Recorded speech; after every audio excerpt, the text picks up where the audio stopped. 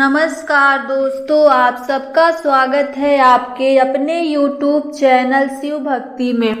तो मैं आज आप सबके लिए एक नई कहानी लेकर आई हूँ जिसका शीर्षक है आखिरी पड़ाव। तो चलिए कहानी को स्टार्ट करते हैं। सुंदरबन इलाके में रहने वाले ग्रामीणों पर हर समय जंगली जानवरों का खतरा बना रहता था। खास तौर पर जो युवक घने जंगलों में लकड़ियां चुनने जाते थे, उन पर कभी भी बाघ हमला कर सकते थे। यही वजह थी कि वे सब पेड़ों पर तेजी से चढ़ने उतरने का प्रशिक्षण लिया करते थे। प्रशिक्षण गांव के ही एक बुजुर्ग दिया करते थे, जो अपने समय में इस कला के महारथी माने जाते थे। आदर पूर्वक सब उन्हें बाबा बाबा कहकर पुकारा करते थे। बाबा कुछ महीनों से युवाओं के एक समूह को पेड़ों पर तेजी से चढ़ने उतरने की बारीकियां सिखा रहे थे और आज उनके प्रशिक्षण का आखिरी दिन था। बाबा बोले, आज आपके प्रशिक्षण का आखिरी दिन है। मैं चाहता हूँ आप सब एक एक बार इस चिकने और लंबे पेड़ पर तेजी से चढ़ उतर कर दिखाएं। सभी युवक अपना कौशल दिखाने के लिए तैयार हो गए। पहले युवक ने तेजी से पेड़ पर चढ़ना शुरू किया और देखते देखते पेड़ की सबसे ऊंची शाखा पर पहुंच गया।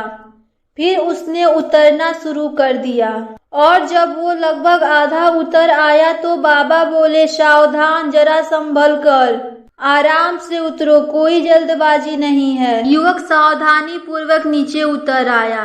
इसी तरह बाकी के युवक भी पेड़ पर चढ़े और उतरे और हर बार बाबा ने आधा उतर जाने के बाद ही उन्हें सावधान रहने को कहा। यह बात युवकों को कुछ अजीब लगी और उन्हीं में से एक ने पूछा, बाबा, हमें आपकी एक बात समझ में नहीं आई। पेड़ का सबसे कठिन हिस्सा तो एकदम ऊपर वाला था, जहाँ पे चढ़ना और उतरना दोनों ही बहुत कठिन था। आपने तब हमें सावधान होने के लिए नहीं कहा, पर जब हम पेड़ का आधा हिस्सा उतर आए और बाकी हिस्सा उतरना बिल्कुल आसान था, तभी आपने हमें सावधान होने के लिए निर्देश क्यों दिए?